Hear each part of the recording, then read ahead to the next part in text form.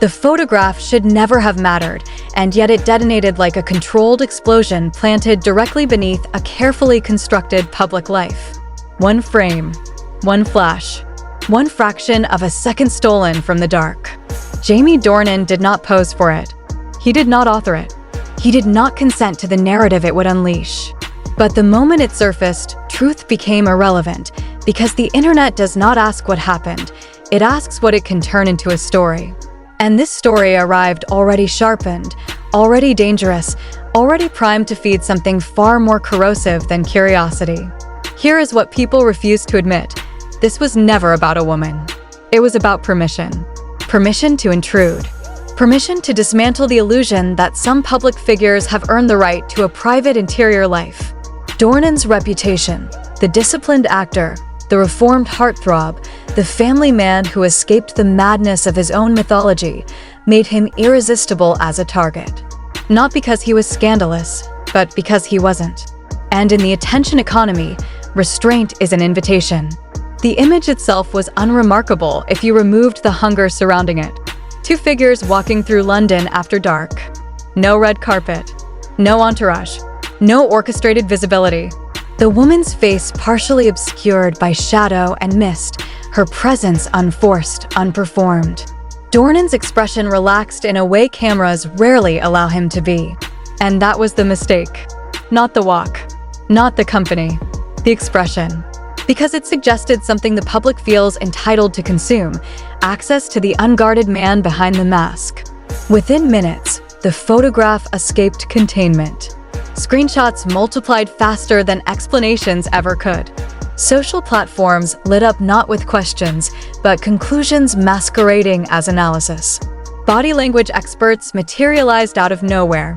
Amateur detectives dissected posture, stride, proximity, the angle of a wrist. It wasn't enough to speculate, people wanted to own the interpretation. And once ownership begins, truth becomes a threat. What made this moment combustible was timing. Dornan had just completed a press cycle built almost entirely around boundaries, the cost of fame, the sanctity of family, the deliberate narrowing of what he offers the public. Interviews where he spoke not like a man hiding something, but like a man who had already learned the price of exposure and decided never to pay it again. The photograph did not contradict those statements. It challenged them. And the public does not like being reminded that access is not guaranteed. So the narrative shifted quickly. This wasn't framed as coincidence.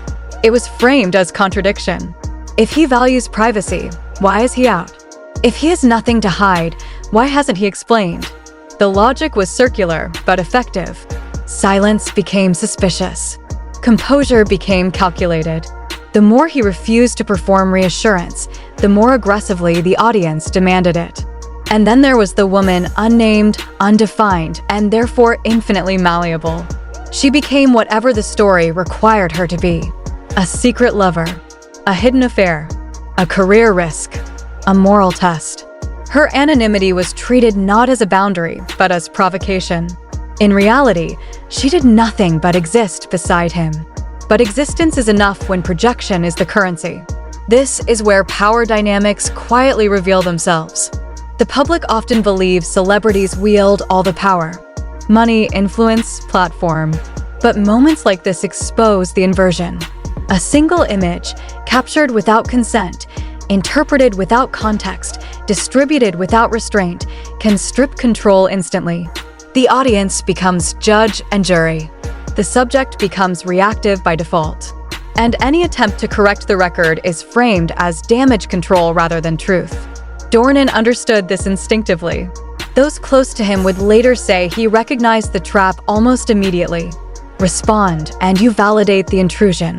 Explain, and you legitimize the expectation of explanation. Deny, and you feed the spectacle. So he did what feels unnatural in a culture addicted to immediacy. He did nothing. And that restraint was interpreted as strategy rather than self-preservation. Speculation metastasized. Every delay became evidence. Every unrelated appearance became a clue. Theories contradicted one another openly, yet all were treated as equally plausible because plausibility was never the point. Engagement was.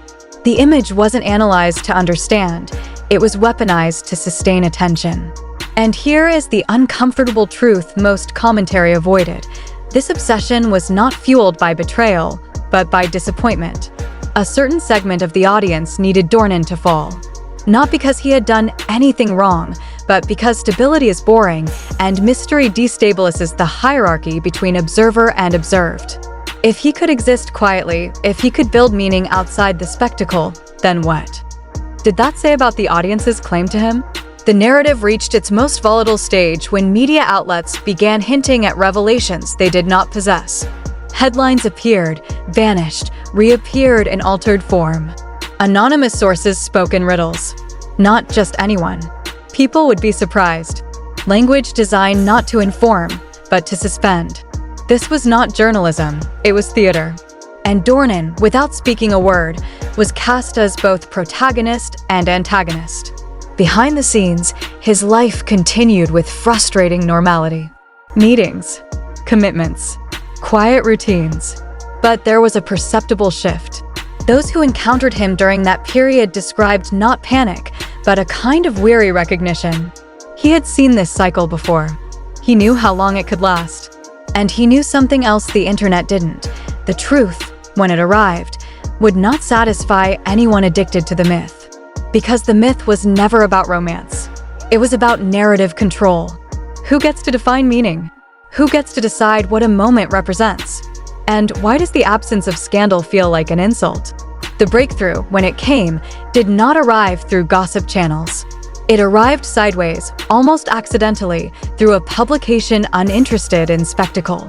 No dramatic language, no moral framing, just context, collaboration, history. A professional connection misread as something illicit because intimacy has been flattened into a single, salacious definition. But even this revelation failed to resolve the tension. Because once a story has been inflated, deflation feels like loss. Some accepted it, some resisted it, others simply pivoted to a new suspicion. If this is true, why keep it secret? As if privacy itself were evidence of deception. What the audience missed, and what this moment quietly exposed, was something far more unsettling than scandal. The real conflict wasn't between Dornan and public perception. It was between a culture that demands access and individuals who dare to withhold it. And the photograph became a battleground where that tension played out in real time. Because when the noise finally began to shift, when the frenzy softened into something more contemplative, it revealed a deeper undercurrent. This wasn't a story about who walked beside him that night. It was about why that walk mattered so much to people who were never meant to see it. By the time the public narrative began to pivot, the damage had already settled into something quieter and more enduring than outrage. The frenzy surrounding the photograph did not explode and vanish the way scandals usually do. It sank, slowly, into the collective imagination, where it began to mutate. This was no longer about who Jamie Dornan had been seen with. It was about what that moment represented to a culture obsessed with ownership. And this is where the story becomes far more uncomfortable than any affair rumor ever could. Because the real disturbance was not romantic. It was existential. Once the name surfaced, not through tabloids, not through paparazzi leaks, but through a modest arts publication with nothing to gain from sensationalism, the story should have ended. A collaborator, a filmmaker, a professional relationship rooted in creative trust rather than desire. On paper, it was the least scandalous explanation possible. And yet, for many, it felt unsatisfying, almost insulting, as though the truth itself had failed to deliver what the audience believed it was owed. That reaction reveals everything. The internet had not invested weeks of attention for a mundane answer. It had invested in the fantasy of collapse. The fantasy that behind the composed exterior was a man living a double life. The fantasy that privacy was a lie, not a boundary. And when that fantasy was threatened by something far more complex, a story about artistic rebirth and controlled withdrawal from the machine, the discomfort intensified. Because a secret relationship is easy to understand. A secret purpose is not. Ella Harding did not fit the role the narrative had written for her. She wasn't glamorous in the way gossip demands. She did not court visibility. She did not perform intrigue. Her absence from the spotlight wasn't strategic, it was habitual. And that made her dangerous to the story economy. You cannot exploit what refuses to perform. What few commentators acknowledged was how long this collaboration had been gestating. This was not a spontaneous connection sparked by proximity or chemistry. It was the reactivation of an earlier chapter in Dornan's career, a period most people forget because it doesn't align with the simplified arc assigned to him. Before global fame, before typecasting, before the industry decided who he was allowed to be.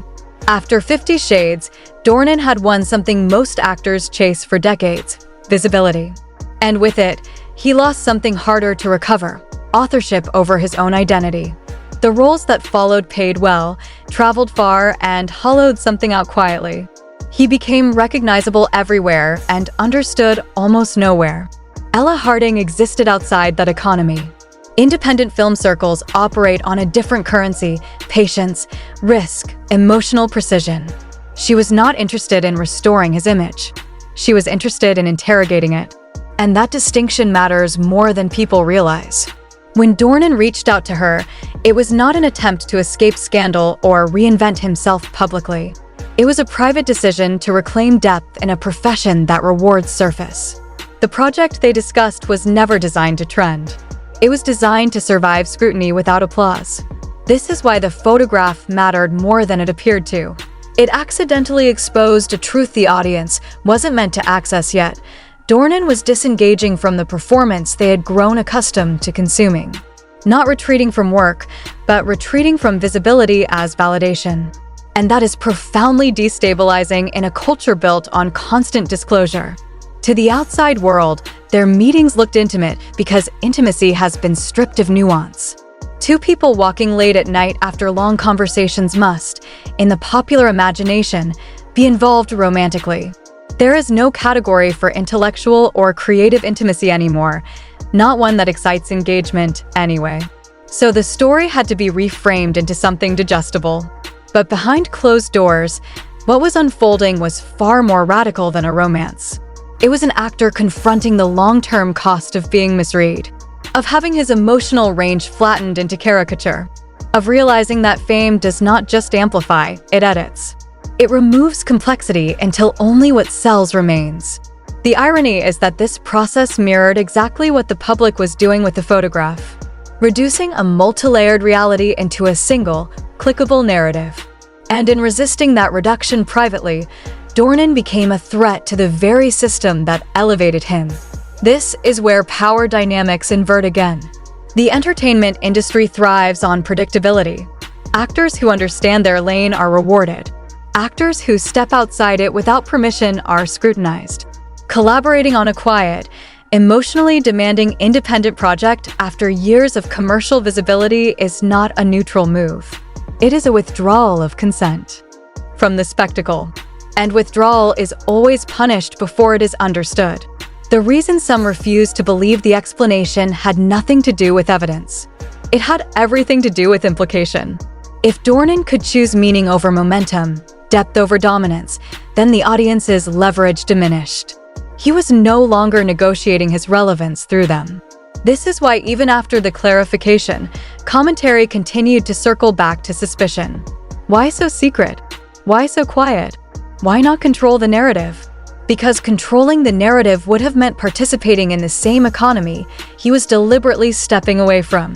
When he finally addressed the situation months later, his words were measured not because he was hiding something, but because he had already processed it. There was no urgency in his tone, no attempt to win anyone back. And that unsettled people even more. We are accustomed to celebrities pleading their case. Confession has become currency. Reflection feels like defiance. His statement about silence speaking louder than explanations was not poetic distancing. It was a boundary, a refusal to translate his internal life into something consumable. And when he spoke about truth entering your life through people who understand you, he wasn't alluding to romance, he was acknowledging alignment. The rare encounter where someone sees you as you are, not as you are branded. Ella Harding's response was even more telling. She did not correct rumors. She did not clarify timelines. She did not defend herself. She reframed the entire conversation away from individuals and toward meaning. Stories are not rumors. They are truths told through empathy. In one sentence, she dismantled the entire premise of the spectacle. That post went viral not because it explained anything, but because it withheld. It offered perspective without access. And that is precisely why it landed.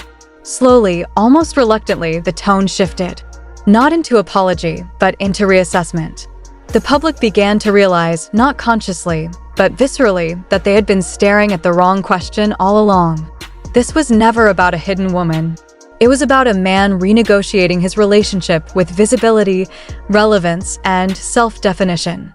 The project, when it finally premiered, did not arrive with the fanfare people expected. No aggressive marketing. No scandal leveraged for attention.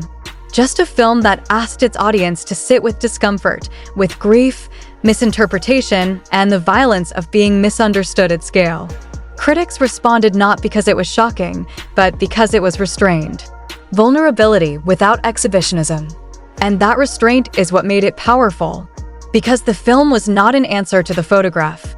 It was a consequence of it. A quiet declaration that meaning does not need permission from noise. That art does not require scandal to exist. That some connections are dangerous not because they break rules, but because they expose how shallow the rules have become.